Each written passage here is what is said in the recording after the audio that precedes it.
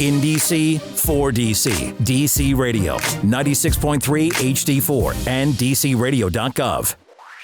Welcome to another edition of Inside the MFL. I'm your host, Richard Myles, along with Kelsey Nicole Nelson. I have a special guest here.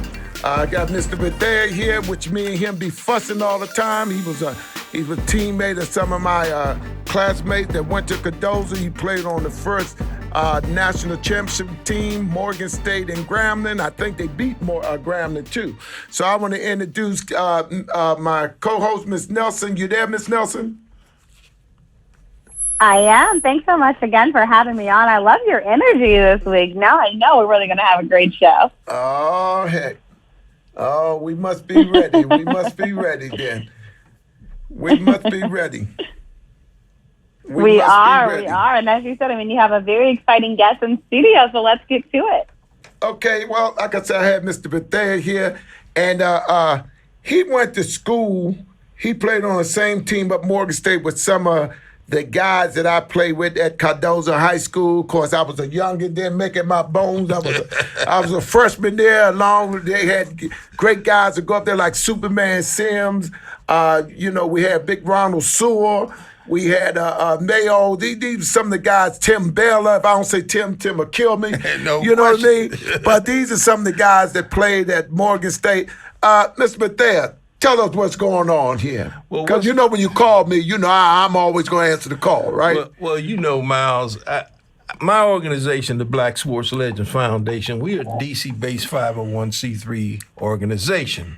Right. And we were blessed to be at Morgan State in 1971 and a member of that team with those gentlemen that you just named. Tim Baylor, who went on to play in the NFL with the Colts. He was drafted in 1976. You had Ron Mayo with the Houston Oilers, who went on in 1973, my graduation class. We had 9 guys on that 71 team to go into the league, and we had another about 15 guys with yours truly getting trials in the league. So right. I think that was quite an accomplishment. Now, what's very unique about that is that next year will be 2021 will mark the 50th year anniversary for the MEAC conference. Okay. And I have been working for a year now on 2 projects simultaneously, and one of those projects was to get the 1971 team put into consideration to be inducted into the MEAC Hall of Fame with our legendary coach, Coach Earl Banks, who's been inducted into a number of college Hall of Fame. He's in the College Football Hall of Fame. He's in the CIAA Hall of Fame, and he is in the MEAC Hall of Fame, but not as a football coach. He went in as the athletic director in 1993. Wow. Now, what the other thing that's very troubling to me and why I came on the show is that I've been working on a piece called DC Sports Legends Remembered, and we have for almost 10 years now been trying to get funds from either DC Arts or DC Humanities to document the rich history of all of these great players who have come out of the District of Columbia. And people can talk about the Michael Jordans, they can talk about the Kobe's, and they forget about us. You're right. But you can't forget Rabbit Baylor. Right. You can't forget Dave Bing. There you go. You can't forget JoJo Honda, James Brown. James Brown. Sid Catlett, who played in the game against Al. He was Al Sendor then. We call him Kareem Abdul-Jabbar, but they played in Old Field House back in the day. Bruce Mitchell, who played the football at DeMatha, was one of the earlier players who Adrian were Dantley. AD. That came. Then Bobby Dandridge went to a black school. Well, Bobby Dandridge went to Norfolk State, but he's out of Richmond, Virginia. Right. Okay. But when we begin to look at this history of DC sports legends and the fact that to have the ability to have people All like these players. Joe Taylor, and Right. then to put And he went into the Hall of Fame this year, the College Hall of Fame. he went into 2 halls of fame. Right, okay. He went into the College Football Hall of Fame, Right. and then he was inducted into the Black College Football Right, Hall of Fame, okay. which Doug Williams and Right. James Sugar Shack Harris founded. Right. And That's Dr. great. Coach Taylor is now the athletic director at Virginia Union University in Richmond, Virginia, but he also coached at Howard University. Mm-hmm. He coached at Virginia Union. He built that program. He left there. He built a dynasty at Hampton. He left there, and he resurrected the program at Florida A&M. So when we began Cardozo alumni. I throw that in, Miss Nelson. A lot of people don't know Marvin Gaye was a tremendous Absolutely. athlete. Marvin Gaye went to North Carolina A&T on a football scholarship. Yeah. So we can go on and on talking about this rich legacy of Reggie Rutgers. Yeah. You also have Lenny Ford from Anacostia, who's in the Pro Football Hall of Fame. We just recently lost Mr. Woods, Coach Willie Woods. There you go. And I was there. very few people are aware that the great Vince Lombardi in the first Super Bowl, those 2 corners, both of them are what? What they have in common? They were That's from Washingtonians. DC. They That's were right. Washingtonians. There you go. So we've attempted to get funding for the D.C. government for 10 years to try to put together this old history about these legendary players. And I keep getting these greeting cards coming every in Black History Month, because you apply in January. They don't wait until February before they give you that did well, not for that letter. So my thing is, does it take 10 years to get funding to tell the story about our legendary greats from this city? I think not, but all I get told from Mr. Jasper Collier, well, you had a very strong proposal, but I don't see a proposal about any neighborhood or any community any stronger than the people that came out of those communities. And when you begin to look at DC sports legends and the JoJo Hunters and the Agent Dantleys, and when we look at James Brown as a commentator for the NBA, for the NFL, and the excellent job and role model that he served in the capacity that he serves in, and you can't get a measly $7,000 to put this together?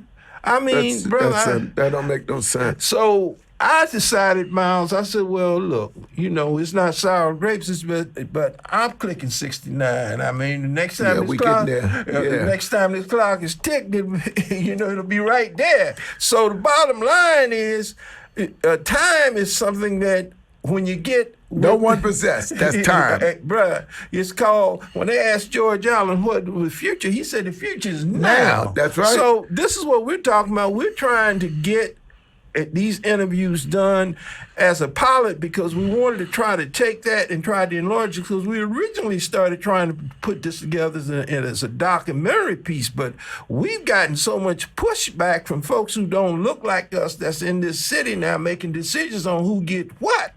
And when I talk to the legendary sports information, former sports information director from Howard University, Ed Hill, who's a historian itself, and said, Ron, these people ain't from D.C., man. Right. They so we don't have to understand. do something about it. It's a D.C. thing. So it's going to take people from D.C. to stand up, and just like they did for go-go music, it's time for us to stand up, and people got to get, they have to stop, and, when you going to get sick and tired of being sick and tired?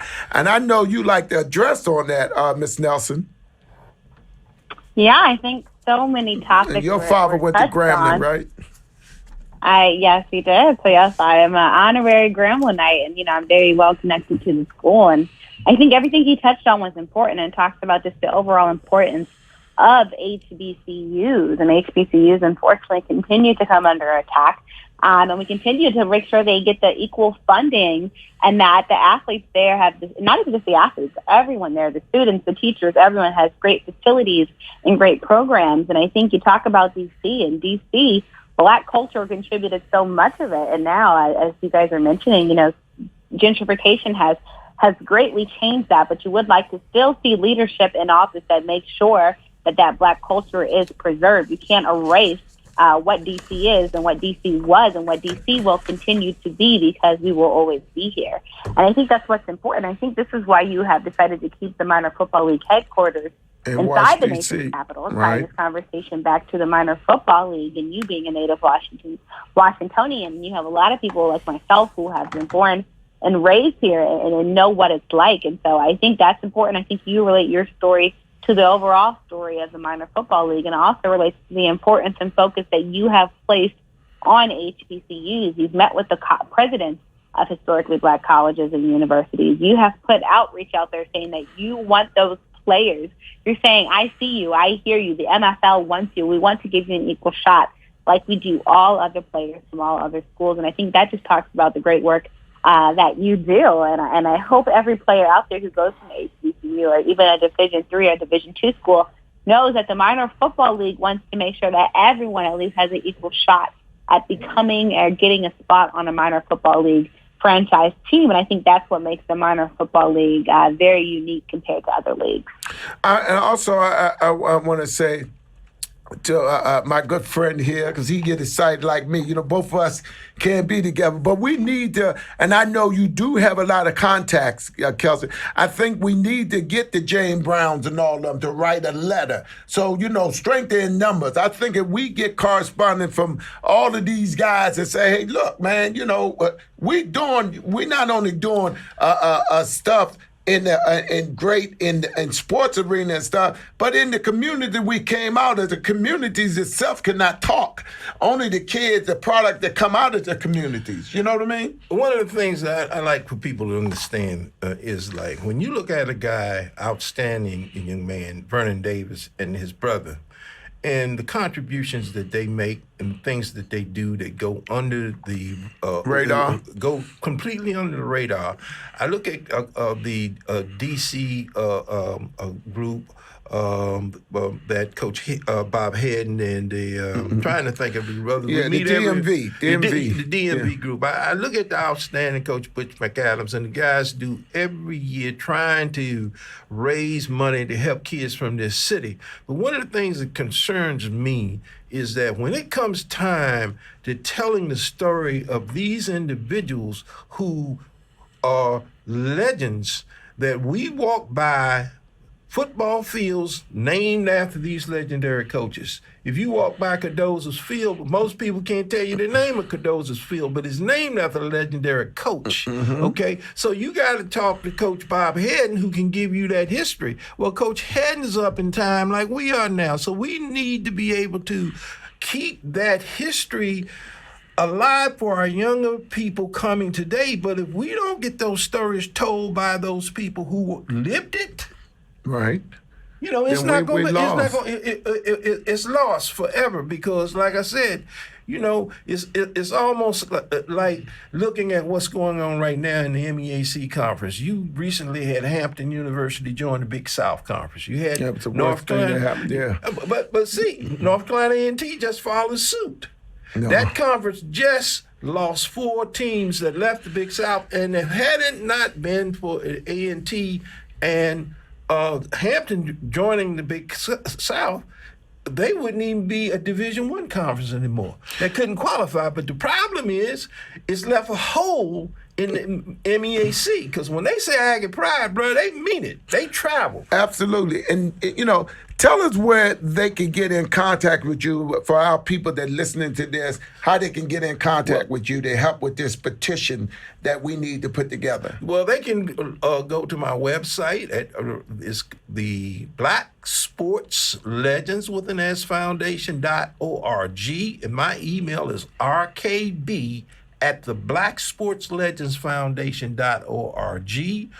My number is 202-246-4924. That's 202-246-4924, because we are going to put together social media and a campaign to try to bring attention around this issue so we can bring this piece to fruition. Because, like I said, brother, I have been reaching out trying to get some young people that we were going to pay to help get this thing done. But if we can't get no help, brother. Well, hey, Okay, I want to thank you for being here. You know me, when you reach out to me, I'm going to answer the call. Miss Nelson, you want to wrap us up right now? Sure. So thank you, everyone, for being in with our very special guest. I'm talking about, do you want to, wrap this up as far as what you want to say on this conversation?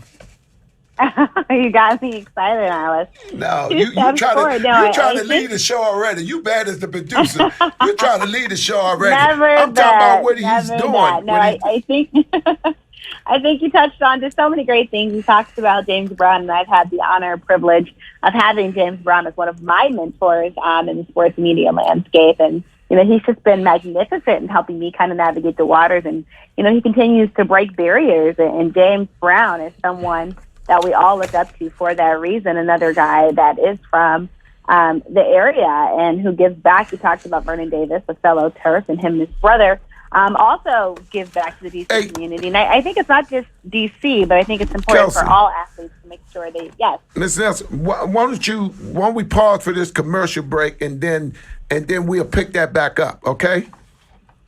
All right, cool. Okay, we're going to take a break and we'll be right back. DC Radio, where you can hear district creatives with Sevi Charisse. One of the conversations that we have on the show is how to monetize your creative gifts and abilities. Hearing the Council with Josh Gibson. You'll learn about policy, learn about people, learn about history, and learn about the institution. Wit and Reason with Dr. Alexis Moreno. It seems like there's still a lot of confusion and misunderstanding surrounding the concept of love, so let's break it down. Rating the Crates with John Avery. You're raiding the crates on DC Radio, and we're just getting started. So let's kick this party into high gear. And Rememories for Seniors with Elliot Michael Gold. The people we love and admire and who set the beat and the music of our lives. DC Radio, 96.3 and DCRadio.gov. In DC, for DC. Welcome back to Inside the MFL. I'm your host, Richard Myles, along with my co-host, Kelsey Nicole Nelson.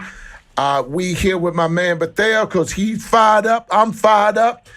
Joe Taylor, I saw him down at the Hall of Fame. We was down at the Super Bowl. We didn't get a chance to get in contact with him, but I saw the Hall of Fame, the Black Collar Hall of Fame. That was after we had left. But you're right. We need to all join forces to make sure our voice is heard. You know what had to happen with the go-go when they try to shut that off. But I know the council member, McDuffie, he's pretty good at stuff like that, getting stuff on the agenda. So I'm going to say this to you. Me and you can go down there and talk with him because I'm quite sure he would listen. So let's you have my word. When you ask me something, I always show up and stuff. But getting back to my co-host, Ms. Nelson, I want you to expand on this, the fact that all these great players came out of here. You are familiar with most of them because James Brown is a mentor of yours. What do you think on this? Yeah, I think anytime you come from a community, you have an obligation and a duty to give back and make sure you're nurturing that community because everyone talks about who made it out, but I'm always more worried about who made it back in. It's not what you do once you make it out. It's about making sure you give back once you do to spread that wealth. And that's why for me, everyone always asks me, what made you stay in the area? I love my hometown. I'm glad to give back. And even as I'm still growing, I try to reach and give back as much as I can. And because of that, it's not just me, it's many. You talked about James Brown. You talked about Vernon Davises of the world. So many great players. Kevin Durant, you see what he's doing in PG County, from this area. And so many great players that come from this area make sure to give back. Carmelo Anthony, his ties to Baltimore, what he does to give back to Baltimore. It's just so vital and so crucial that, once you make it, you just never forget because there's other kids behind you that are trying to do some amazing things. And you're trying to pave the way. And I think that's what we most have to. I think that's what we're mostly placed on this earth for. It's not what we can do for ourselves, but what we can do for others and have that impact. I think that's why you are still in D.C. and you make sure you give back. You've had success, but now your career, your legacy is going to be what you've done for others. And so that's what I think is important to this conversation, but especially as DC changes. I think the African American community definitely has the obligation to make sure everything that we have done for the city is preserved, and to make sure that we're not pushed out, our culture isn't pushed out, and all that we did for the city, to make sure that we're here for the future and fight for the children. I think that's where this conversation is going. And I think that's, again, why the Minor Football League is so crucial and so vital, giving opportunities to people that don't normally get opportunities. You know, for us, most of the time, the opportunity doesn't come knocking at the door. We're usually chasing down those doors and hoping to get that opportunity to knock. But I think, I can commit to making sure that I help spread the word, to the many people that I know within my networks. And I think that's what it's going to take. You have to be loud, and DC will listen. I mean, we saw that happen with go-go music, right? And DC had to take notes. It became an international news story, not even just in this local community, because it showed that, enough is enough. You saw the Howard University story that went national and international when you had a resident saying they should move the campus so he could walk his dog. Yeah, so they could walk their dog. Yeah, that was crazy. Multiple times, but you see the community rally, and that's what I'm getting to, and that's what has to happen. And that's what I think will happen, especially now as we are in a year for the presidential election. But we see how powerful the Black voice is, how powerful the Black vote is, and just how powerful in general African Americans and Black people are in this country. So it's an exciting time to be in D.C., but I think the work that you're doing, I applaud you for it. You talked about the history. I wish more young people knew the history. I think we also have the obligation to make sure they know about the history, because I think so many of them take it for granted when so many greats came before them. And so, I hope this continues. And I think him joining forces with the Minor Football League, I don't think anyone will be able to stop us.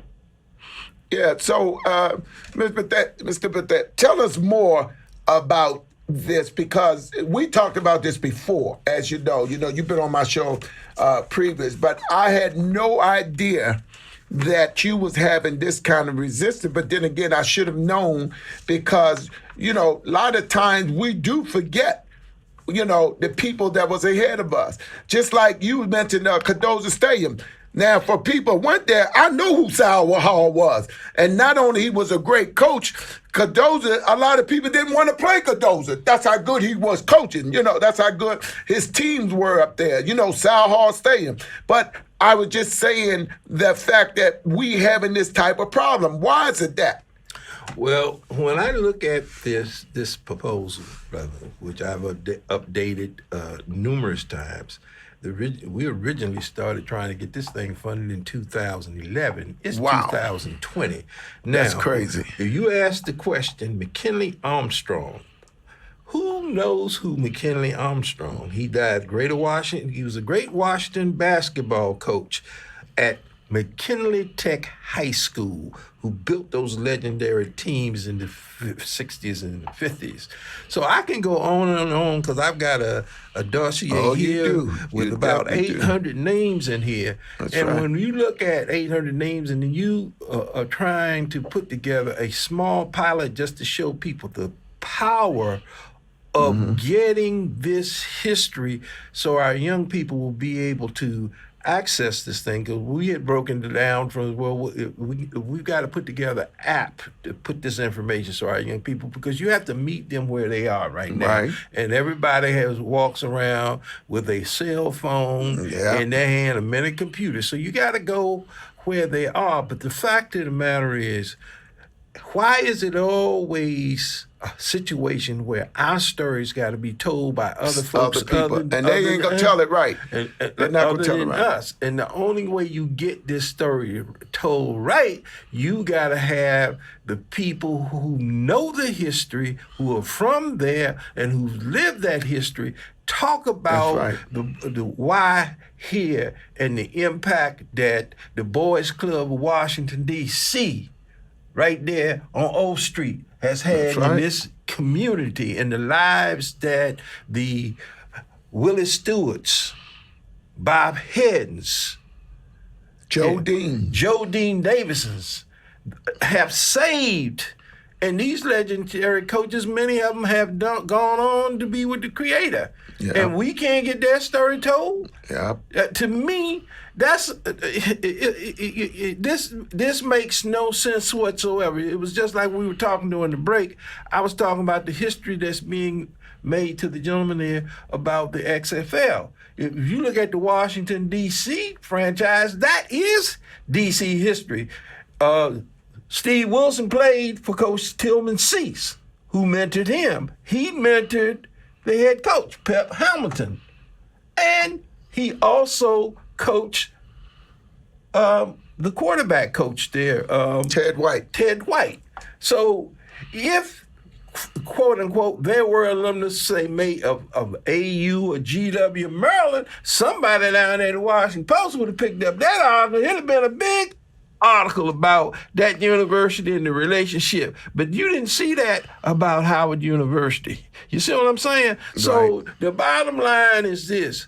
Ain't nobody gonna save us but us, and ain't nobody gonna tell our story but us. And if we don't think it's important enough to make it an issue and raise the ante, because like I said, I can understand 1 or 2 times, but I've applied for this for 9 consecutive years, either DC Humanities or Arts, and gotten back these. I call them the thank you but no thank you letters. You know, so like I said, brother, when we began to look at this whole thing, when it's all said and done, it's his story and it's his story. That's right. And if we don't tell our story, nobody else will. It will end up being his story. Yeah. And that ain't what you want, the way you want it told, because like I said, they don't know it like we know it. That's right.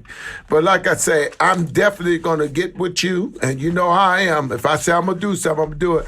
And we definitely going to go down there because, you know, you let me know when you have some availability. I know you'll make time. So we're going to go down there. We definitely going to go down there, and I'm going to talk to Councilmember McDuffie. I think that because he helped push that initiative for Go-Go when they would try to shut the music down and stuff. So these are some things that we wanted to definitely talk about and do.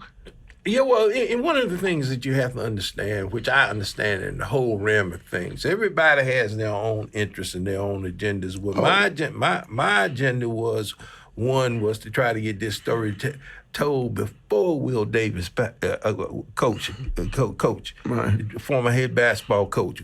Will died passed on before his assistant coach, passed on. So we know who Doc. So we know who the people are. And Doc Robinson. Doc Robinson. You got to be from D.C. But I want to commend you because you're talking, this is somebody that was not raised in D.C.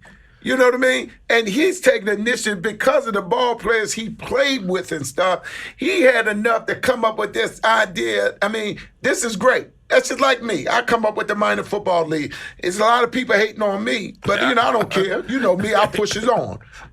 You know what I mean? Miles, that's always the case. Yeah, that's always the case. That's always the case. So hey, what we have to do, brother, you played the game. Like Coach used to say, hit and roll, brother. That's right. You hit and roll, you're on your feet, you keep him, because you lay there, you're going to get stopped. That's right. That's the name of this game, because history, it concedes nothing to anyone. And history is made every day we get up. You understand? Because the only folks, as the late, great Calvin Rolock said, and was one of my mentors in this town when I came here, he said, the only folks gonna save us is us. That's right. So we can look left and we can look at right. But, when you look at that person in the mirror, that's your savior. Right. So we might well get it straight. All right, my brother. As you know, I'm always glad to have you on the show. But you're like family to me. And I also want to thank y'all for another edition of Inside the MFL. I'm your host, Richard Myles, and we'll see you next week. In D.C., for D.C. D.C. Radio, 96.3 HD4 and DCRadio.gov.